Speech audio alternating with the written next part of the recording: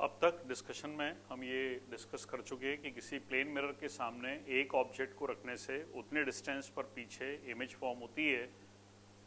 अब ये देखें कि अगर एक साथ दो प्लेन मिरर्स हों, दोनों के बीच में अगर एंगल थीटा है और तब अगर एक ऑब्जेक्ट को रखा जाए तो कितनी इमेजेस फॉर्म होती हैं। जैसे ये दो प्लेन मिरर्स हैं, दोनों के बीच में एंगल थीटा है, इसके सामने एक ऑब्जेक्ट को रखते हैं तो ऐसी स्थिति में कितनी इमेजेस फॉर्म होंगी वो देखना है।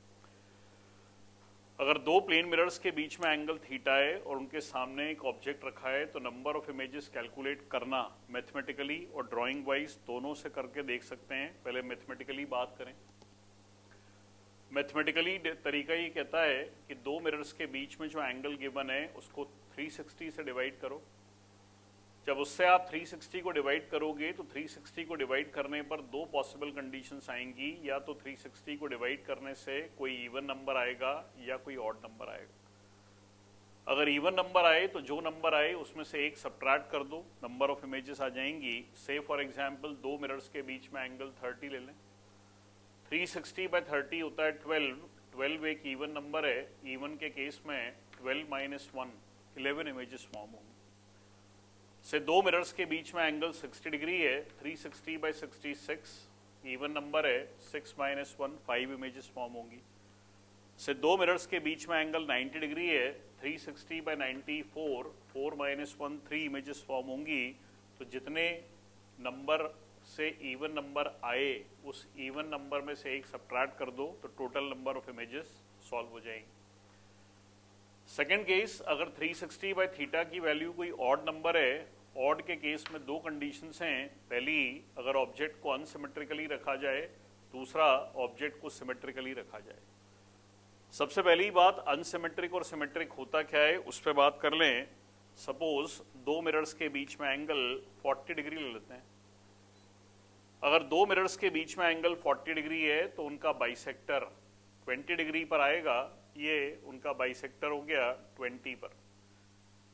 इस बाइसेक्टर पे कहीं भी ऑब्जेक्ट को रख दिया जाए तो ऐसे केस में वो कहलाएगा सिमेट्रिक। सिमेट्रिक इसलिए कि उसका दोनों मिरर से डिस्टेंस सेम होगा।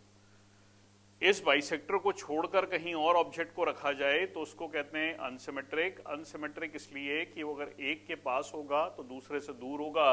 एग्जामिनेशन में सिमेट्रिक और अनसिमेट्रिक वर्ड लिखा होता है, हमें ढूंढना नहीं होता, इसलिए क्वेश्चन पेपर में हमें चिंता करने की जरूरत नहीं है कि सर हम कैसे आइडेंटिफाई करेंगे। क्वेश्चन में लिखा होगा वेदर इट इज सिमेट्रिक और अनसिमेट्रिक।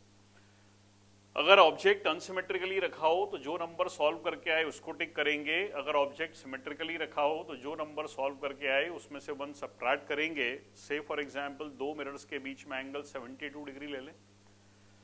360 बाय 72 5 होता है, 5 एक ऑड नंबर है। अनसिमेट्रिक के केस में 5 इमेजेस फॉर्म होंगी, सिमेट्रिक के केस में 5 माइनस 1 4 इमेजेस फॉर्म होंगी। तो ये दो अलग अलग पॉसिबिलिटीज हैं, अनसिमेट्रिक और सिमेट्रिक, जो केवल ऑड में होती हैं, इवन में नहीं होती। अगर कभी एग्जामिनर कंफ्यूज करने के लिए इवन का केस दे दे और अनसिमेट्रिक और सिमेट्रिक बोल दे तो ऐसी स्थिति में आपको दोनों स्थिति में आंसर सेम टिक करना है, क्योंकि इवन में अनसिमेट्रिक और सिमेट्रिक नहीं होता। दैट मीन्स दोनों केस में number of images same form होती हैं। ये तो मैथमेटिकली सॉल्व करना सीख लिया। एक थोड़ा सा ड्राइंग पे भी बात कर लें। सपोज दो मिरर्स के बीच में एंगल 90 है। यहां से अगर चेक करें तो 360 बाय 90 होता है 4 माइनस 1 3 इमेजेस फॉर्म होती हैं।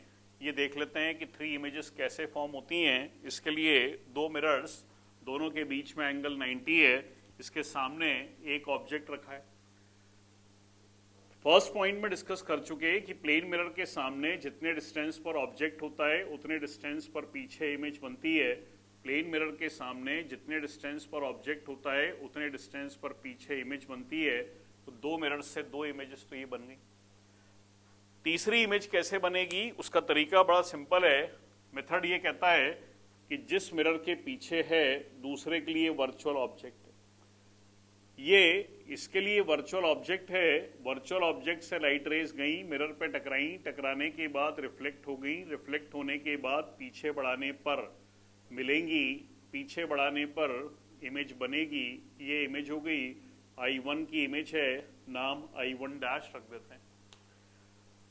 इसी तरीके से ये इस मिरर के पीछे है, तो ये इसके लिए ऑब्जेक्ट होगी।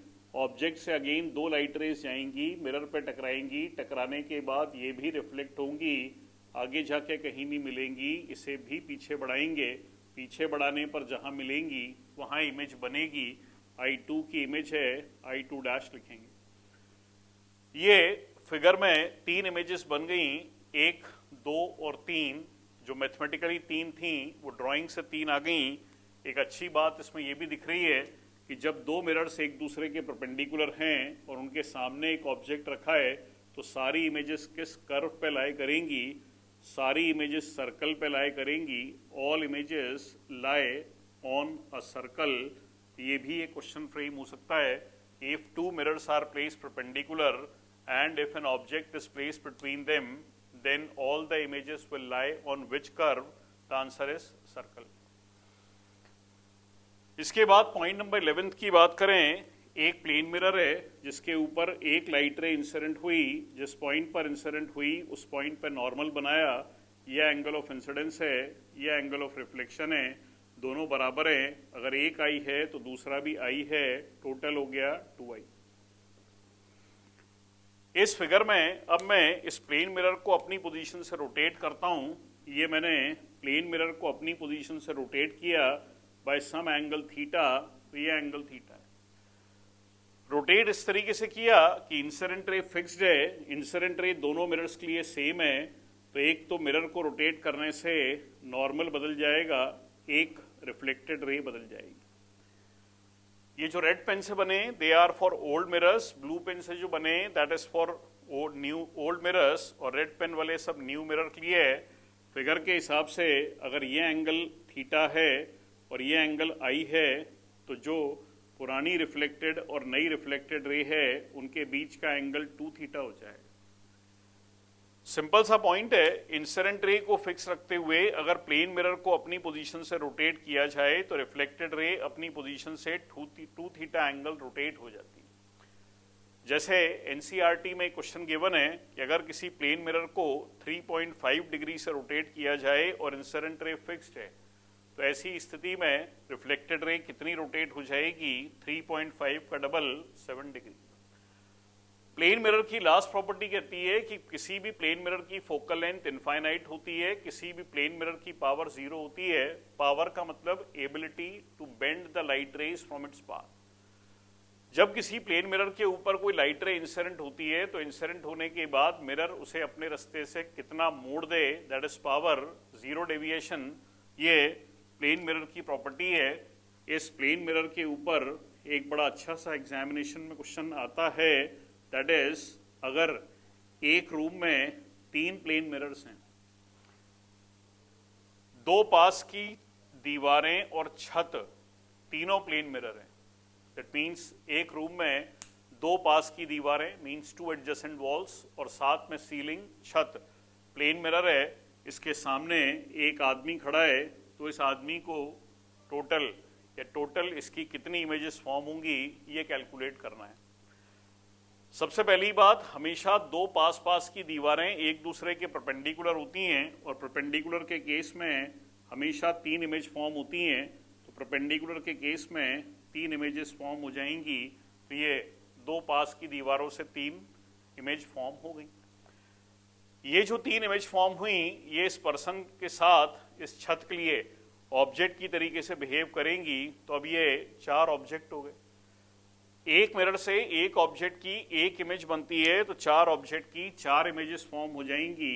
ये वो 4 इमेजेस फॉर्म हो जाएंगी। ऐसी स्थिति में टोटल 7 इमेजेस फॉर्म होंगी। तो इन केस अगर 3 मिरर का केस आता है तो इस तरीके से सॉल्व करते हैं कि पहले 2 को सॉल्व करो, 2 से जो आंसर आए उसको थर्ड के लिए सॉल्व करो। That is the method to solve for 3 mirrors. और 2 मिरर का क्वेश्चन होता है तो वो 360 बाय थीटा से सॉल्व कर सकते हो। तो ये प्लेन मिरर पर बेस्ड क्वेश्चन करने का तरीका है। एक मिरर का केस कल यानी पिछले टर्न पर डिस्कस किया था जिसमें ये आया था कि जितने डिस्टेंस पर ऑब्जेक्ट उतने डिस्टेंस पर पीछे इमेज फॉर्म होती है।